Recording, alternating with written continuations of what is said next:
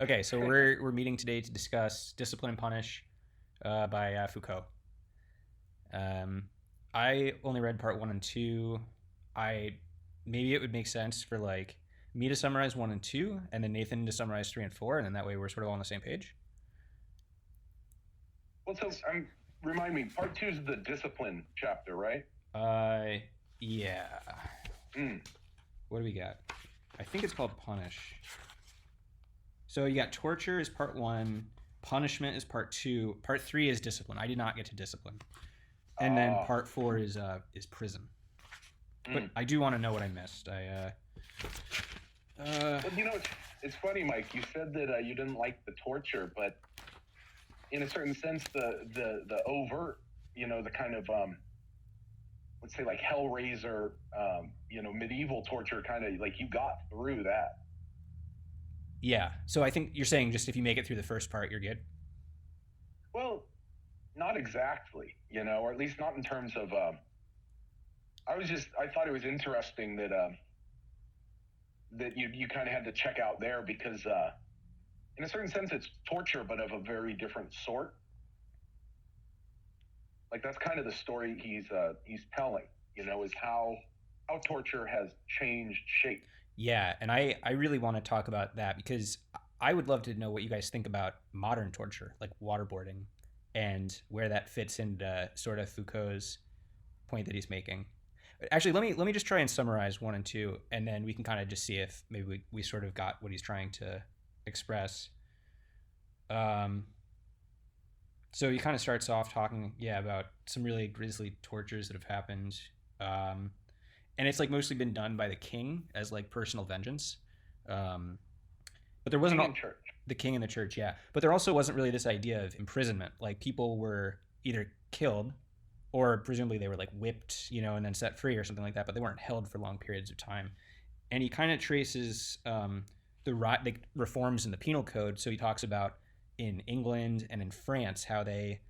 I, what I got he was trying to say was what we've seen as a transformation away from like the king's personal vengeance. It's sort of been taken over by like the bureaucrats, and also it's there's sort of now this split between the judgment half and then the like the discipline half. So like a lot of judges are not, I guess they're not connected to the prison system. Really, they're two separate halves. Um, and I think another one of his big points that he's trying to make is that we've kind of moved from punishment of the body to punishment of the soul. And so now, kind of what we do is, we lock people up for long periods of time. We do like a lot of kind of, he calls it like semio technique, but like managing of like symbols and stuff to kind of try to get the general public to feel a certain way. I think it's kind of moved from like terror to just sort of like a narrative or like a lesson that we like tell ourselves. Like the criminal will be punished, and yeah. Was there Nathan? Was there more in that you wanted to cover? I feel like I really just got a little bit of it. Yeah, well, I'd say the more important thing is that the the real conclusion or the real end is not it's the wrapping in of punishment, but also reform. It's Yeah, the in terms of like discipline. It's not that you want them to suffer; you just want them to conform. You want them to. Uh, they need to be a docile member of the human body or of the social body, I should say.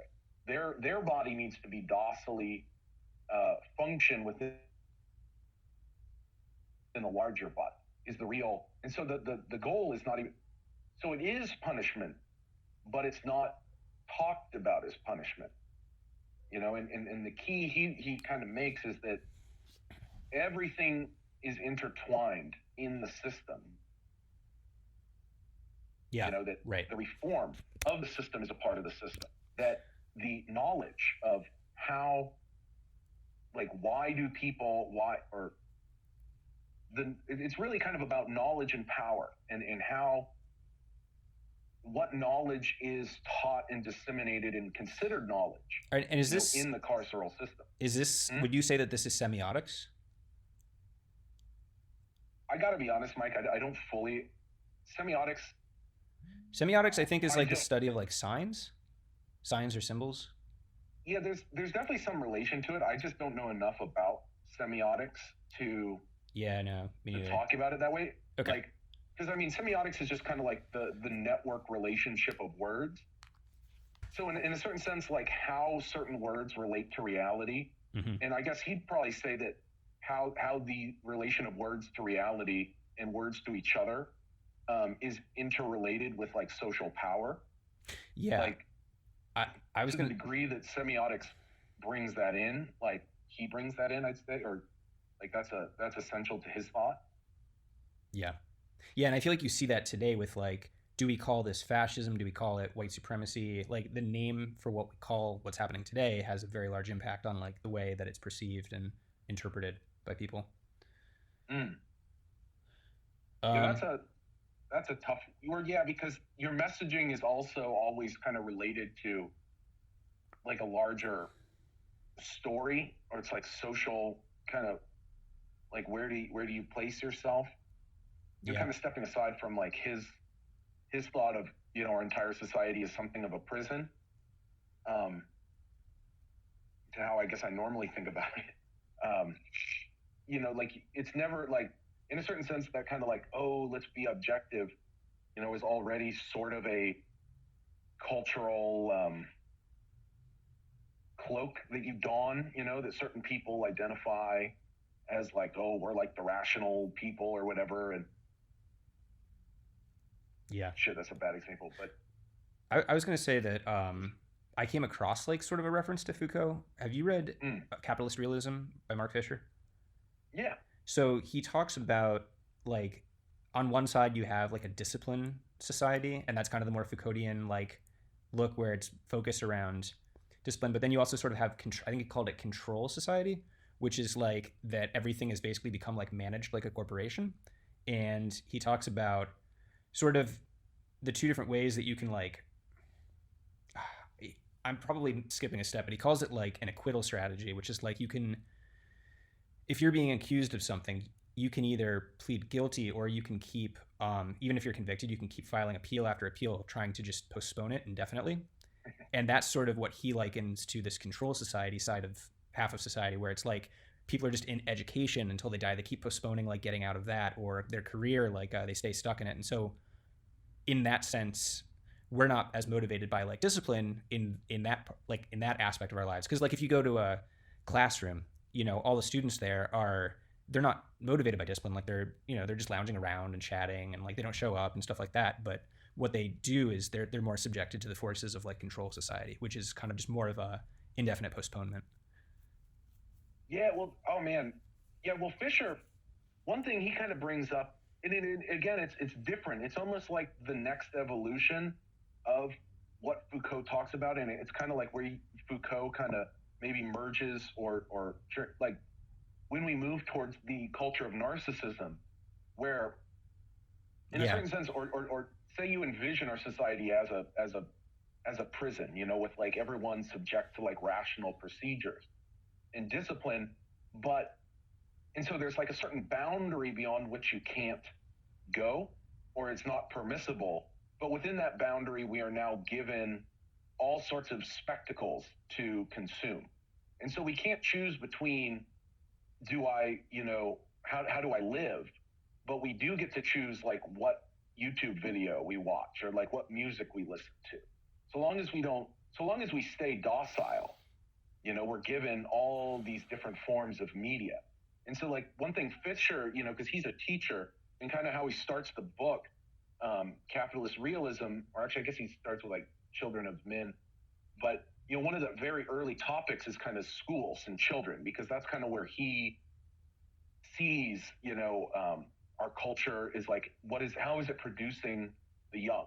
Like, Right. what kind of people is it making? Like, and one thing he found, and it kind of seems conservative in a way, is just that the kids don't want to read, even at like the maybe not university. There's some like I think less than university. I forget the British system exactly, but it's not exactly like Oxford, Cambridge, but it's kind of like maybe our state schools or like our community colleges, something like that.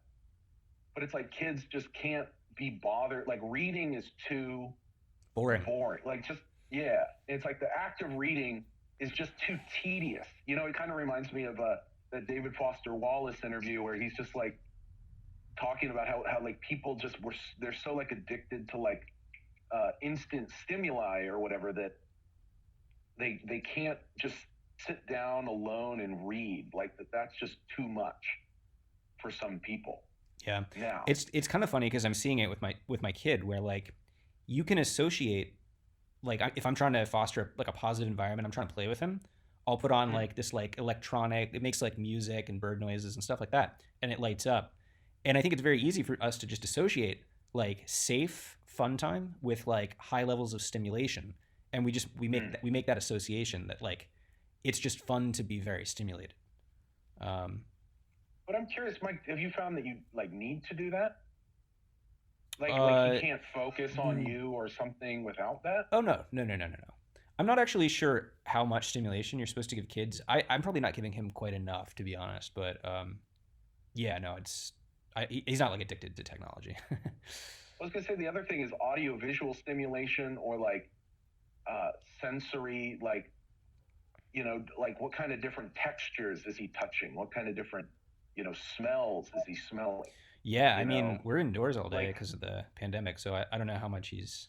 I think it's still yeah, pretty early though for him. Like he's. well, I don't think there's a I don't know. I just remember as a kid, just I mean, sure, television was like the best thing ever, but and it's like just totally addicted to it. But man, just the amount of fun you can just have, like just in like a little patch of dirt, man, it's amazing. Yeah. Oh yeah. But yeah, I mean, Um. I was almost curious if you're the one who needs the stimulation or if it's him. You know? Yeah, I'm trying to work on my play. I admit that I tend to take things a little too seriously, so I'm trying to get back into playing with babies. Mm. Well, Mike, did you ever read or do you know like Cal Newport? No. Is he an African American writer? I don't think so. Okay, then no. I don't know what color he is, but I'm pretty sure he's white. But yeah, he wrote all sorts of different. He had like a real interesting blog that I followed for a while. But he wrote a book called Deep Work. And one thing he talks about is it's very essentially your brain. There's certain sorts of like stimuli and like quick things that your brain just can't do.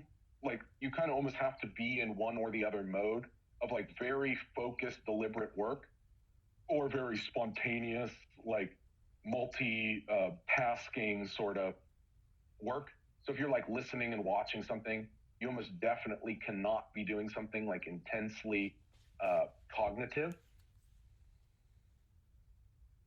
Yeah. That's a Yeah. So great book.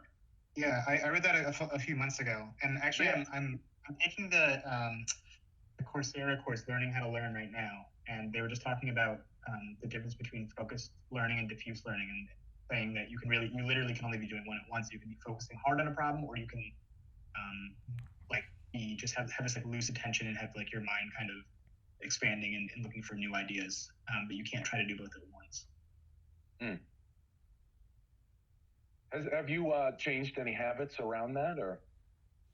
I mean, I started it Monday, but yeah, it's definitely like, and it builds off of what Cal Newport talked about too.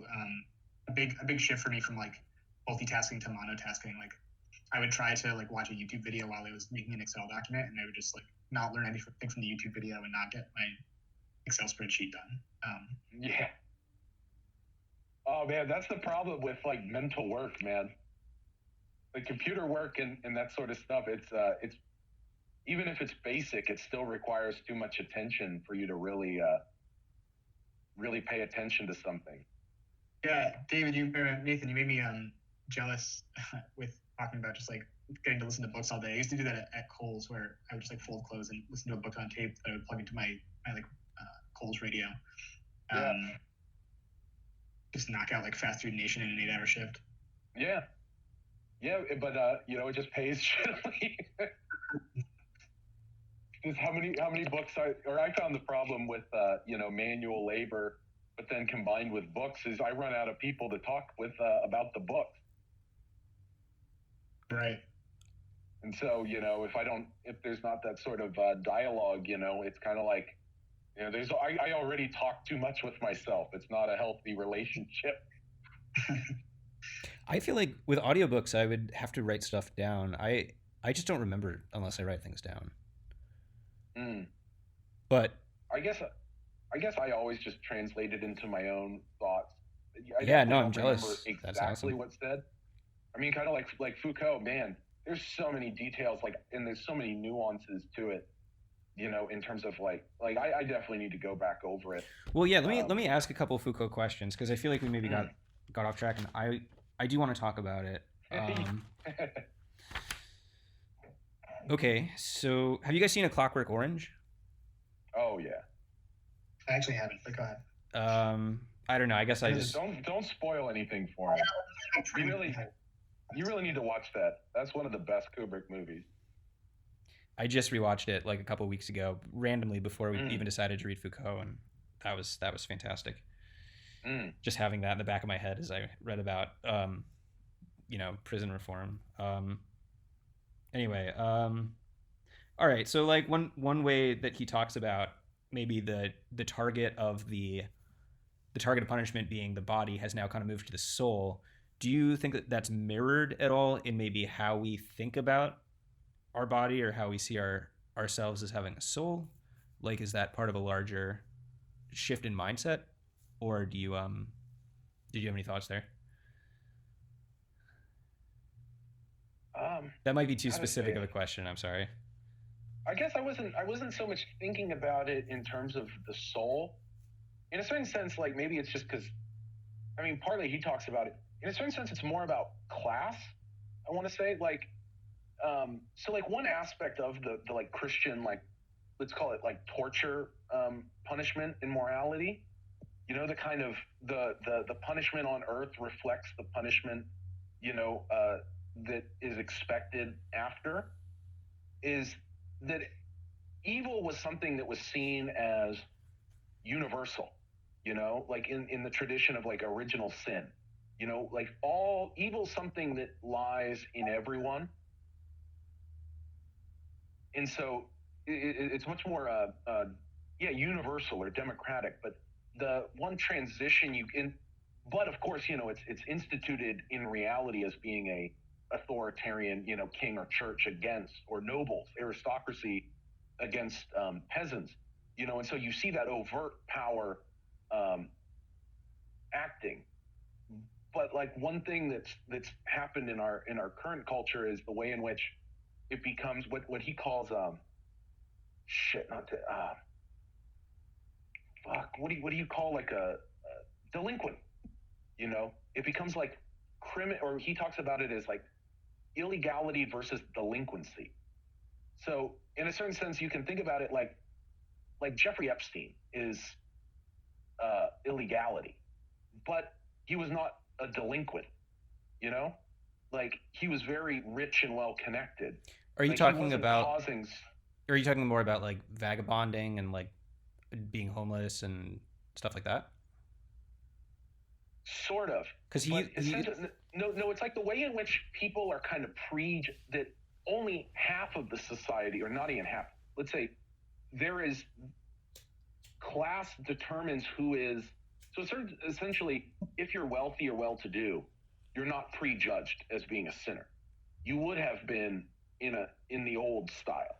Everyone, even the king, was a potential or was a sinner, who just had to, try and not sin in their life. But with the carceral system, or with our carceral system, only some are presumed or pre-presumed to be potential sinners. The rest, it becomes like a surprise. It's like, oh my god. So do you think that was about people being able to like lift that mantle off themselves and just sort of put it on certain people? Yeah, I mean, it's definitely kind of or I'd say it's a class thing. That like, why should the powerful feel guilty, for wrong for their wrong, for their illegality, or the rules they break, Yeah. Because in a certain sense, social life is them breaking the rules and punishing and making illegal the activities of those below them. Yeah.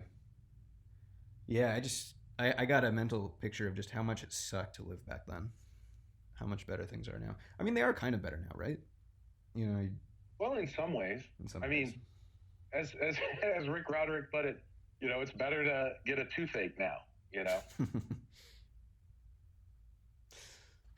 But at the same time, now, like it's really interesting to think about how the internet has just like what we kind of imagined would be this tool of liberation has also become the ultimate like control tool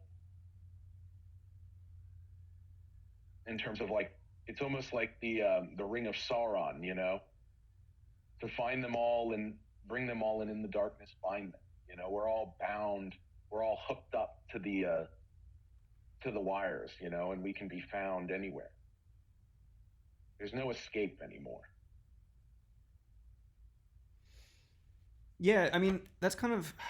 I feel like it is a fundamental assumption of late stage capitalism that true freedom is fully gone, and that there is no.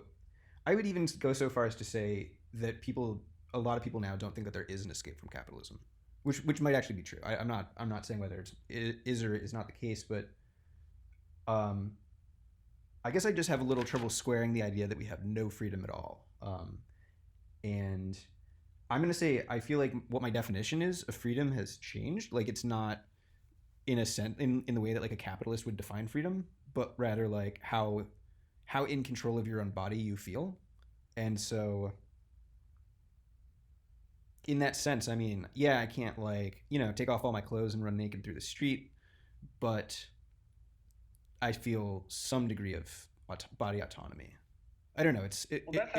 I mean, you can though. In a physical sense, you can. So I guess what I'm saying is like, what does true freedom mean in a late stage capitalist perspective? In capital? No, not. I'd say since capital, not capitalism, okay. But rather like a Mark Fisher late stage capitalism kind of thing.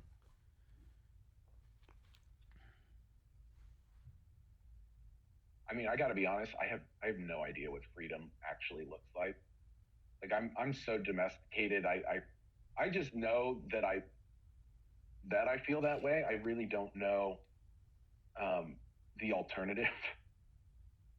I just know that I definitely don't feel an alternative, even though I want there to be.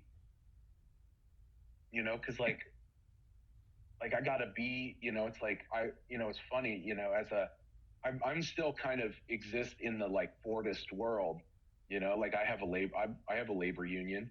So even though my employer has hooked up these little RFID trackers, they can't be used for discipline, even though they now can like pinpoint me and like watch my little chip move around the building. So far that's not disciplinary, or it's going to be interesting to see how it becomes or how they get around that. This is not a disciplinary like agreement with the union, but I mean, a certain like so like I'm kind of I exist in the more like you have just how do you call it? Production is tied to your body in motion. In the more classically like Marxist like industrial production. Like I still live and work in that world. I guess what I'm curious about, is how, because you guys are in the more, I guess, the knowledge economy, right? Like how do you feel you're like subject to, or do you feel the like limitations and the discipline in your workplace? Or I would say I don't think I feel it as much as you do. What you're describing definitely kind of shocks me. I would say, I mean, it's scary. That reminded me of the panopticon that he was talking about a little bit. Yeah, but I mean, I guess the thing that I wonder, because like in a certain sense, I'm almost glad that I can see it. Like I know, you know. And so in a certain sense, like we could kind of play games with it, you know, like you can kind of leave your chip, you know, around, or you can forget it, you know. There's like, but I feel like, I mean, in a certain sense, you look at how like the tech giants operate, and like they watch us, you know, like we're monitored. The information fed to us is corralled. You know, certain things are promoted, certain things are repressed, you know, by the algorithm. Yeah. And like I don't think I'm the only one who's being controlled Oh um, yeah, no, definitely. among us. It's just, for me, it's just explicit, because what's wanted, what's desired of me is my body, is my labor, Well, my but labor power. I mean, I guess maybe the point that I'm trying to make too is that like your subjective experience seems to be a very large part of what freedom is. Like I don't know if there is any objective freedom. It could just be a measure of how free you feel. And like if I'm being watched but I don't know it, in that sense I'm still free. I mean, I think in maybe an objective sense in which like my actions were being physically limited, um that could very well be the case and I wouldn't be aware of it. But like I guess I would still think of myself as free. I don't know. Yeah, because I mean, I just kind of think about that, you know, like how you said, like I can't streak, but it's like you can. Like no one's physically stopping you. Like in a certain sense, like if you wanted Right, to, right. like if some part of you wants that, like the only person stopping you is you. Yeah, But like, isn't that the ultimate discipline? Is that you've been raised such that, you know, you control yourself, you keep yourself in line. so I mean, of course, there's benefits to that, right? Like you aren't living, you know, on the street. so wait, I'm going to take You that know, argument a step further though mm, and say, yeah, I could go streaking. I could also walk away from global capitalism. Like I could just walk off into the woods. I would die, but I could do it. And it's like okay, yeah. Well, yeah, I was gonna say you can kill yourself, yes, so it's but you can't live outside. You know, I mean that's the question.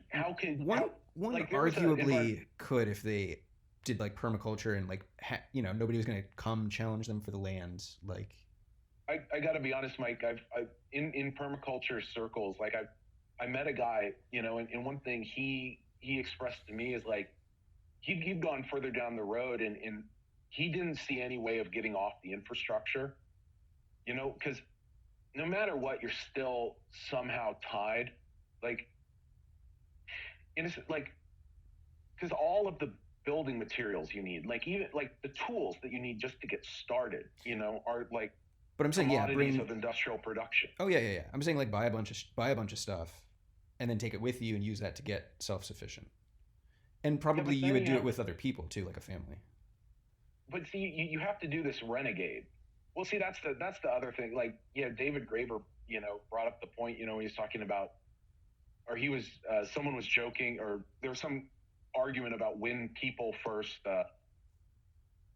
when there first became like a Malagasy from like, or Madagascar, like when the people of Madagascar first were like a people, and it was like he was arguing, you know, certain anthropologists were saying, oh well, you know, there's evidence of men being there, but it's like, no, but you're not a people until, you know, women settle there, you know, until you actually have like a reproduction process, you know, you're not really living there. But then, you know, I don't know, it just seems you don't you can't, well, there's nowhere in the United States where you can just like settle down and like start a community. You know what I mean? Like Yeah, if I you aren't mean paying taxes, some armed thug is gonna come boot you off. You know, someone's gonna have you move along because you gotta pay up. I would say if you bought the land, yeah, that would probably be part of the preparation too. No, but then you have property tax. Oh yeah. Like in a certain sense, the land. I mean, because the Yeah. land's zoned. Yeah. You know, like things are rational. I mean, I guess you can squat, on like federal land, but if you get big enough or troublesome enough, like the BLM's going to come kick you off, like in a certain, there was a real interesting guest on the Rogan podcast. I think his name was Jacques Villeneuve, or Jean Villeneuve, but he was squatting on government land in Alaska, and like they eventually, he didn't have a permit, for it. He eventually got a permit, but he couldn't just permit the building he had already built. It was illegal. He couldn't just inhabit that legally. Now that he got permission, he had to deconstruct that and then build some new squat. It's like the rational bureaucratic procedure extends even into the wilderness. Yeah, I mean, it's pretty bad with it's pretty bad with the vaccine rollout, how much bureaucracy we have. It's not going very well. Oh God, dude. I've been hearing. I heard that Cuomo in New York is like actually destroying vaccine rather than like distributing it to like the quote unquote wrong people or whatever.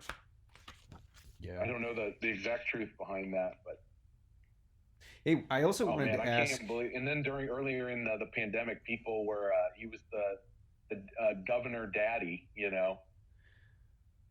that everyone was hoping would just like get inaugurated president.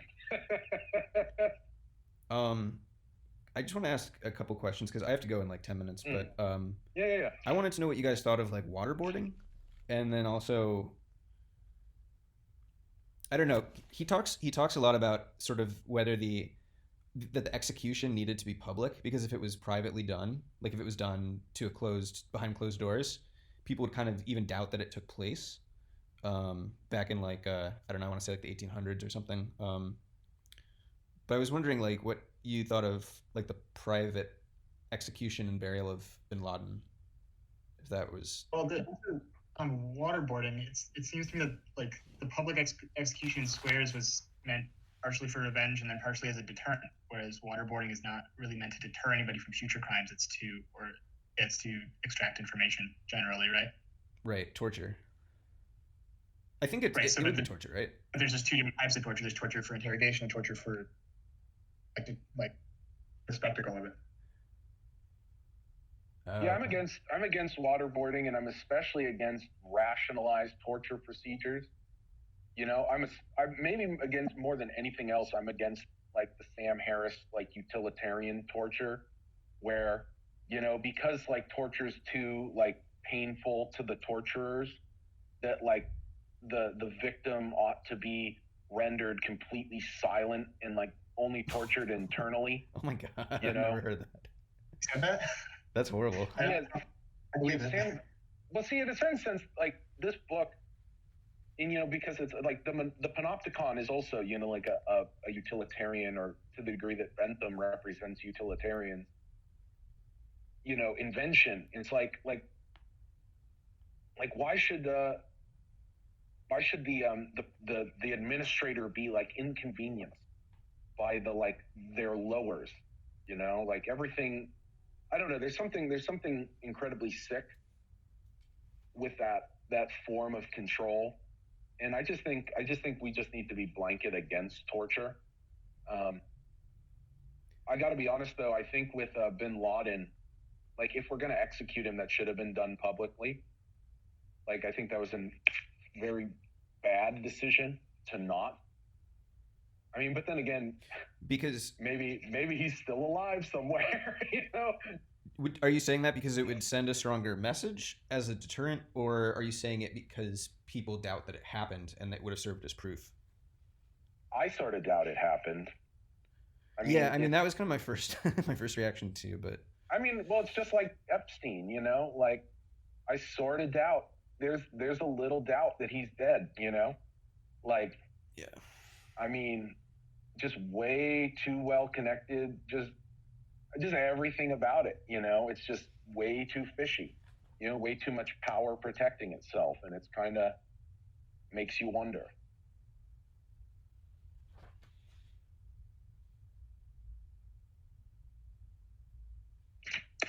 Did was there anything else that people had thoughts on Foucault? I don't want to be the only person. I definitely I recommend I recommend finishing it. I mean, just I don't know. It definitely is. It's one of those things where you can see the libertarian. Like I forget if it was Thomas Sowell or who it was that mentioned how no bureaucracy, like given clear evidence that what it's doing is wrong, will not see the solution as more of what it's already doing. And that kind of perfectly encapsulates our carceral society. Like, you mean that like it in itself creates more lawlessness, but it creates the problem it's trying to solve. Yeah. But it doesn't see it truly as a problem. Because in a certain sense, the problem justifies the bureaucracy or justifies the institution. Yeah, I mean, I guess I didn't so quite. It must continue. I didn't get fully into his thing about the prison labor economy. I mean, it sounds like it's pretty substantial, but I think also like, I don't know. Yeah, you're right. They're like they compartmentalize the different, the judging and the imprisonment, and that creates a divide between the two. I'm kind of losing you. I don't have trouble hearing you. Did you also lose Mike? Is that any better here? Yes. Okay, you're back. Okay, cool. So I was kind of curious if you had anything that you wanted to read for next time. If not, I was going to make a case for something, but what are you guys thinking? I had a recommendation that's not, I don't think, a specifically Marxist thing, but I've been thinking about reading for a while, was On Bullshit. It was a book by Nathan. You might know the guy's name. I forget it now, but he had a... I don't know his name. I just, I listened to the, what is that, Very Bad Wizards podcast where they were talking about it. Oh, nice. No, I haven't heard that. Is it... Did it seem interesting? Oh, I mean, it sounds great. I mean, just like as a chronic bullshitter myself, Yeah, that sounds fun. But I was guessing Mike wanted to do something like structure, sign, and play, or on grammatology. So, okay, yeah. So I'm in another book club, and we've read Structure, Sign, and Play, and then we read the Commodity Fetishism chapter from Capital. I would love to talk about the Derrida paper. That was super fascinating. Yeah. I also want to make a plug for this. It's basically a primer on Bataille. It's like an overview of his thought, and it also examines the role of Eros within it. And we've read, about Eros with Freud and Marcuse and Becker. So I felt like this would actually be a really good tie-in for that. And we don't have to do it this time, but I'm going to say Bataille is maybe the most fascinating person I've come across, just like as a person. If I'll drop his Wikipedia, but you should check him out. Yeah, I heard he's a LARPer. Yeah, he was. Yeah. I won't ruin the surprise, but okay, cool. Yeah, we could totally do On Bullshit. You guys want to do that for next time? If that's okay, if you guys are okay with that, I don't want to interrupt kind of the flow of where we're going. Yeah, that's all good. Yeah, cool. Sounds good to me. Thanks, guys. Also, yeah, I feel so bad that Jesse couldn't make it, but I think he read a bunch of the Foucault, and I think he even started reading Structure, Sign, and Play. So we should definitely try that. Mike, if you want to do a recorded conversation with him, I would like to listen to that. Okay. I'd like to hear someone else's perspective. Yeah. Who's Jesse in this? What's Jesse's name on Discord? He's Thy Goodman. Sorry? I thought that was your friend David Goodman. So there's also a David Goodman. I guess he's Murdertron. He's right? Murdertron, yeah. Different guy. Relation? No relation. Okay. Cool. Two Goodmen. Oh, hey, Nathan. Actually, I'm going to stop the recording.